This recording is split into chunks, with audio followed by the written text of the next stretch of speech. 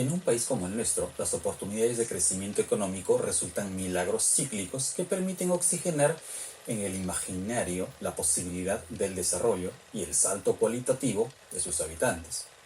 El Perú ha tenido cada cierto tiempo oportunidades que se han desaprovechado. La ocasión más valiosa y dolorosa fue aquella que tuvimos en el siglo XIX con los ingresos del guano. ¿Qué ocurrió con esta riqueza? ¿Cómo se aprovechó el ingreso de las ventas del guano? ¿Se invirtió? ¿Se gastó? ¿Se despilfarró? En los próximos minutos responderé estas y otras inquietudes sobre la prosperidad falaz guanera.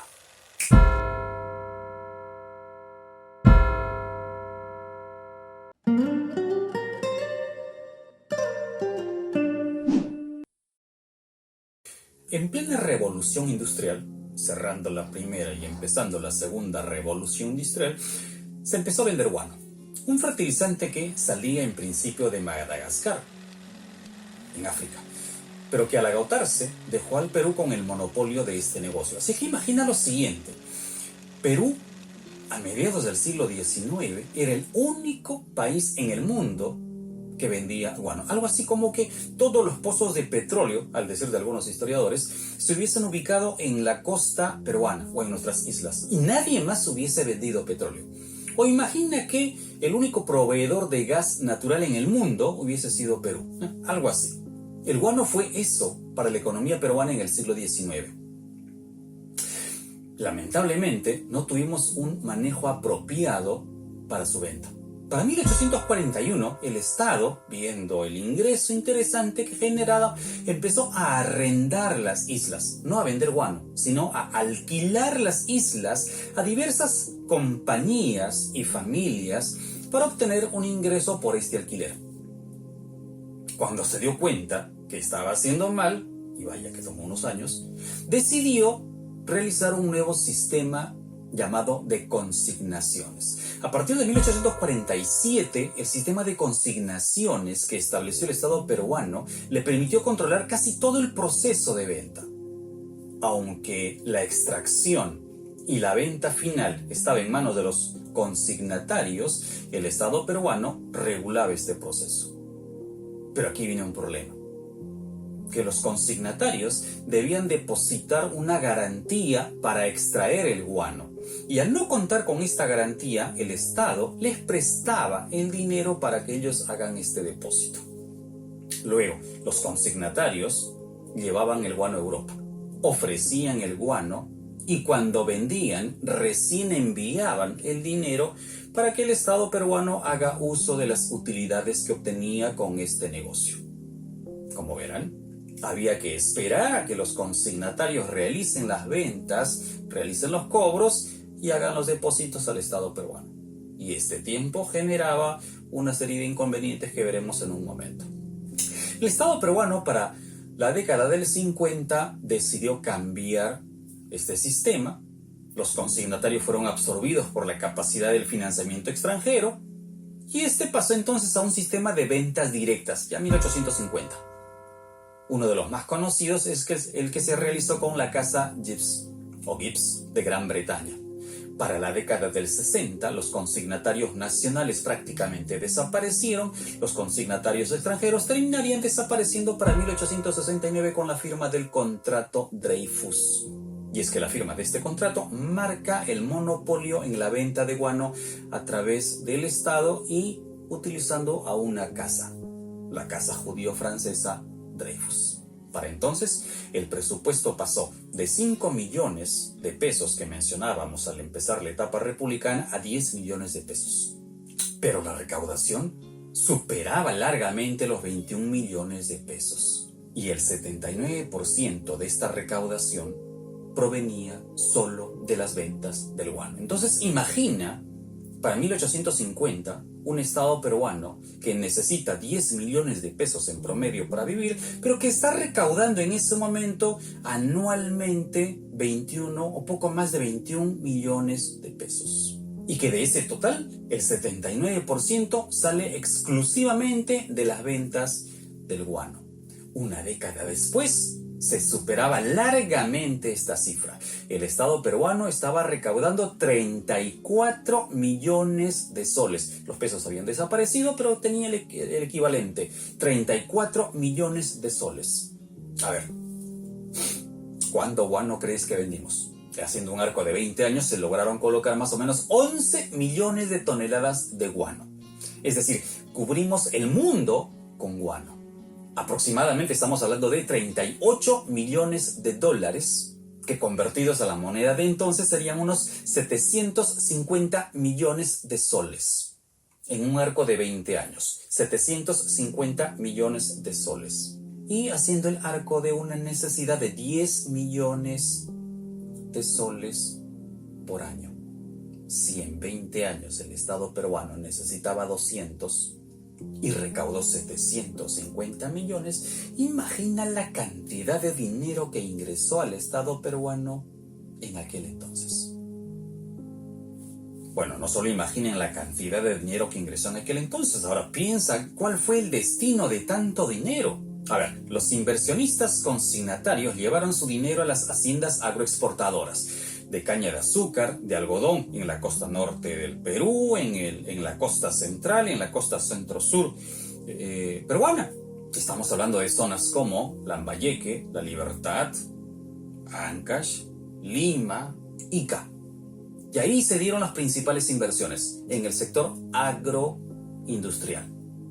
Y estamos hablando de caña de azúcar y algodón, que terminó convirtiendo a estas familias en una pequeña burguesía, una burguesía guanera. ¿Y el Estado peruano? ¿Qué hizo el Estado peruano con todos los ingresos que obtuvo producto de las ventas de guano? Veamos. Chan Hunt, un investigador norteamericano, señala que del total de las ventas se destinaron de la siguiente manera. 29% se destinó al incremento de la burocracia civil. 24,5% al incremento de la burocracia militar. El 20% en construcción de ferrocarriles. Fue la gran inversión de la época. 8% en el pago de la deuda externa. Así como lo oyes, el Perú pagó su deuda externa. Durante los gobiernos de Ramón Castilla se destinaron ingentes cantidades de dinero a pagarle a Argentina, Venezuela, Colombia, Ecuador, Chile, España, Inglaterra, Estados Unidos, por la participación en las guerras de independencia. Así es, la independencia no fue gratuita para el Perú. Al Perú le costó su guerra de independencia y se destinó un 8% de los ingresos del guano para este efecto. Pero también se destinó un 11,5% para la deuda interna. Y sí, pues el Perú le debía a los peruanos por haber peleado y logrado su independencia. Y bueno, pues si le estabas pagando a los extranjeros, pues también págale a aquellas familias peruanas que habían peleado por su independencia. Así, tal cual.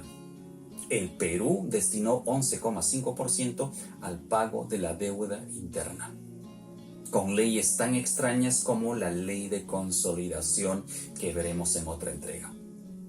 El 7% se destinó a la sustitución del tributo indígena y de la esclavitud. Inversión, producción, fomento empresarial. No, nada de esto hubo. La fragilidad del Estado peruano permitió que la red de corrupción crezca. Presidentes, ministros, asesores cayeron en sus manos consiguiendo beneficios políticos y pecuniarios ilícitos, manipulando mecanismos financieros e instituciones vulnerables, y se aprovechó de la miseria y pobreza de la población para mantenerla ahí, bajo acciones paternalistas, tutelares, clienterales, que se mantienen hasta hoy. Pues bien, este periodo de apaciguamiento nacional llevó a polémicos y acalorados debates sobre el rol del pueblo en la vida política. Esto también será parte de otra entrega, pero ahí hay que sumar también el romanticismo literario que llegó a iluminar a grandes escritores como don Ricardo Palma o Carlos Augusto Salaverry, y también a incorporar definiciones formales como corrupción, cohecho, soborno, prevaricato en los diccionarios legales de aquella época, más que para aplicarlos, por lo menos para que aparezcan formalmente. Qué curioso, ¿verdad? Echa la ley, echa la trampa también. La prosperidad, esta prosperidad guanera, duró muy poco. Estamos hablando de un arco de 1840 a 1868 aproximadamente. Presidentes: Castilla, Echenique, otra vez Castilla, Miguel de San Román, Juan Antonio de Pezet, Mariano Ignacio Prado, José Balta. Guerras de la Amazonada, la guerra contra España, dos constituciones, la ley de consolidación, la ley de manumisión, la ley de abolición del tributo indígena, la ley de inmigración, la llegada de chinos, italianos, alemanes, que veremos en la siguiente entrega. Pues miren entonces cómo es que este periodo de prosperidad guanera está enmarcado dentro de un aparente periodo de paz, de bienestar, vinculado a este fenómeno de desarrollo industrial, de esta maquinización que está atravesando el mundo. Pero ¿y el Perú? ¿Qué estaría pasando en el Perú? Veamos.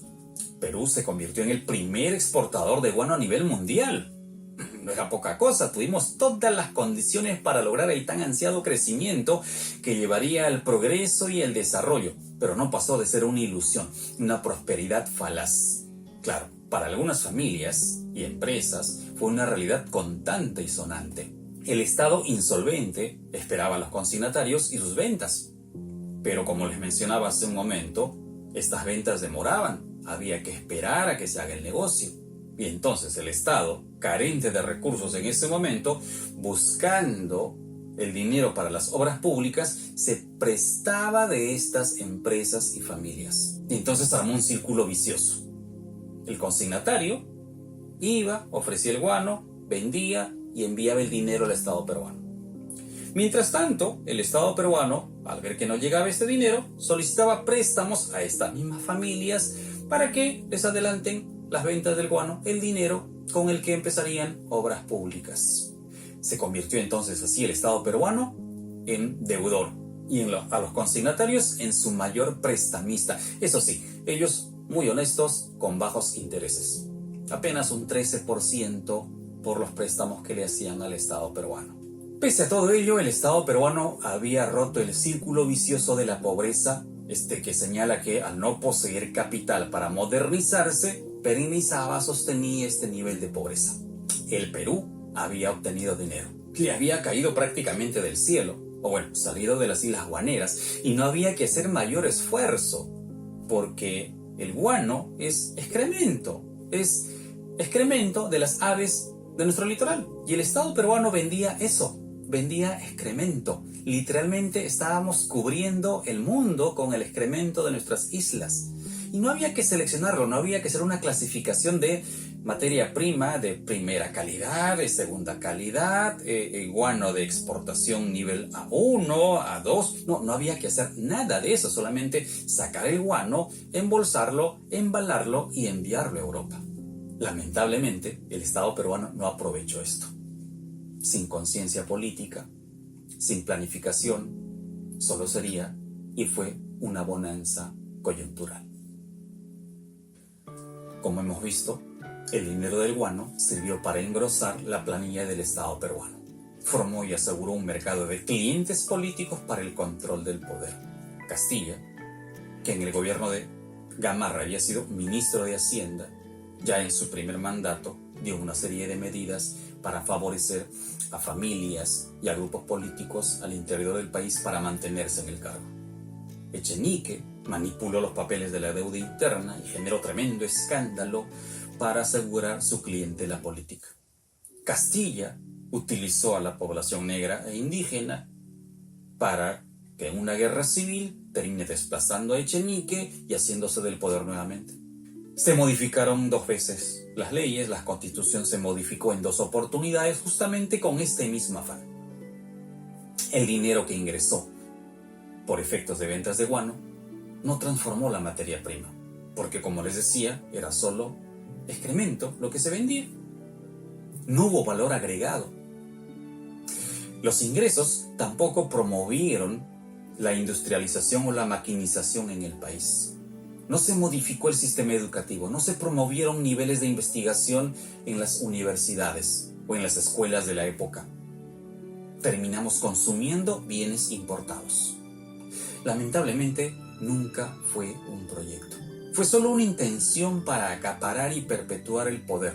El guano fue un sueño que se convirtió en pesadilla cuando no despertamos en la guerra de 1879. Esta fue la prosperidad falaz o la era del guano, que duró muy poco para nuestro país.